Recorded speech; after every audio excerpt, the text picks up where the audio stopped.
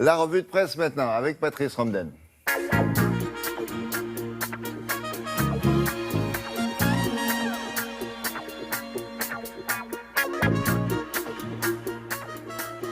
Alors, bonjour William, bonjour oui, à tous. bonjour. J'espère que vous êtes bien assis, William, parce qu'on trouve des choses bizarres ce matin dans les journaux. Prenez l'opinion, vous savez que tous les jours, en 780 signes, eh bien, le journaliste Michel Siffre se fend d'un billet censé porter un regard décalé, piquant et ironique sur l'actualité. Celui de ce matin vaut son pesant de cacahuètes, comme il l'écrit lui-même.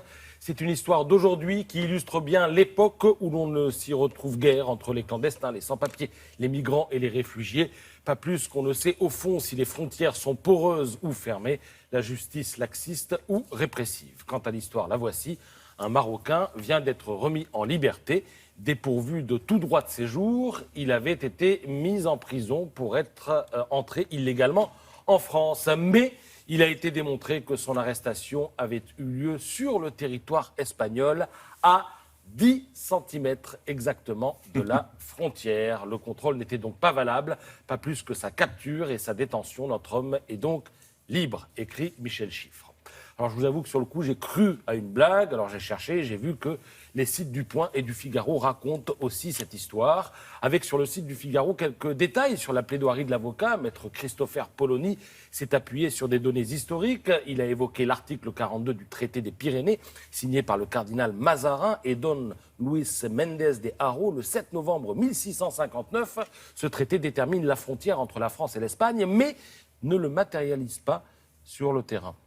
Il a évoqué alors, l'avocat, d'autres traités qui, eux, évoquent la présence de bornes pour matérialiser la frontière. Il a tracé des traits et il a réussi à prouver que l'arrêt de bus où se trouvait le clandestin était sur le territoire espagnol pour 10 cm.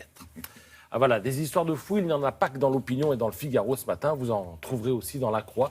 Vous savez que nous sommes dans un pays laïque depuis 1905, séparation de l'Église et de l'État, donc depuis 111 ans. Mais après 111 ans, on vient de régler une urgence. Figurez-vous que les magistrats ne prêteront plus serment religieusement. Oui, les parlementaires ont voté une loi en ce sens cet été. Il faut savoir que les magistrats, quand ils prennent leurs fonctions, eh bien, jurent de bien et fidèlement servir et de garder religieusement le secret des délibérations et de se conduire en tout comme un digne et loyal magistrat. Donc le mot religieusement a disparu et c'est une victoire pour les ayatollahs de la laïcité.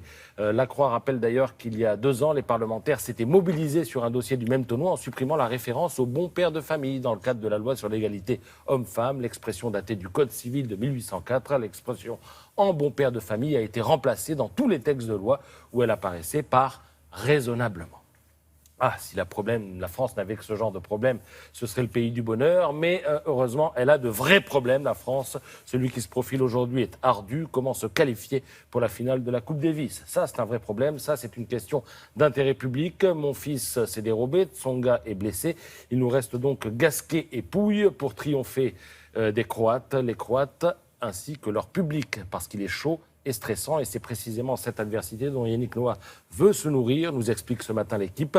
Un Noah plus que jamais Noah, hein. L'équipe disserte ce matin sur son charisme et son autorité. Ils sont intacts, on croit qu'il est en freestyle, mais tout est pensé chez lui. Quand il parle, tout le monde l'écoute, et on voit sur les photos que tout le monde rigole, mais cette semaine, par exemple, les joueurs sont arrivés à la séance vidéo avec 3 minutes de retard. C'est quoi séance vidéo? Ils regardent les matchs de leurs adversaires. On regarde les matchs de l'adversaire, et on regarde aussi son propre coup et sa propre façon de jouer pour corriger certains défauts parfois.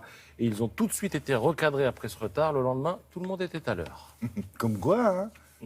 Ça peut marcher parfois. Merci beaucoup. On passe à l'actualité de la